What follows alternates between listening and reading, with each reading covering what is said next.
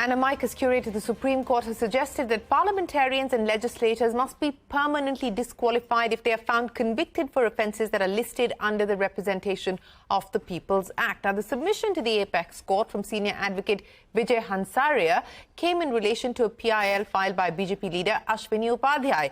Ashmit joins us now here with more details. Ashmit, many thanks for joining us. So the case in question is, of course, the one that involves Rahul Gandhi in the defamation matter. Now, what is the Amicus's position in this? Well, the view that the Amicus has clearly expressed is that any disqualification that should take place for MPs or MLAs on grounds of having been convicted under the offences listed under the RP Act, any disqualification, it should not be limited to a time window, but it should be permanent. They should be permanently disqualified from fighting elections, from contesting for elections and taking a seat either as an MP or an MLA.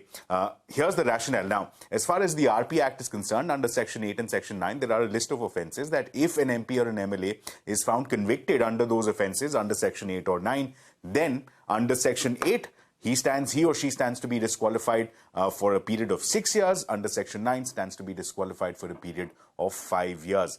This is the subject matter of contention. Here, the Amicus argues that this is simply unfair. This is arbitrary. This is constitutionally untenable. The rationale that the Amicus has given is that there are a whole slew of statutory laws and legislations which provide that in cases of moral turpitude, in cases of conviction, there are a whole host of statutory bodies which provide for permanent disqualification of members, and that same formula should also apply to the lawmakers. The analogy that has been given by the Amicus is that lawmakers can't make laws that provide for permanent disqualification in statutory bodies, but when it comes to themselves, they provide a limited window of disqualification of 6 to 5 years. Now, of course, all of this gains traction, gains context in light of the Rahul Gandhi disqualification matter. He was convicted under criminal defamation for a period of 2 years, and therefore, under Section 8, he was disqualified.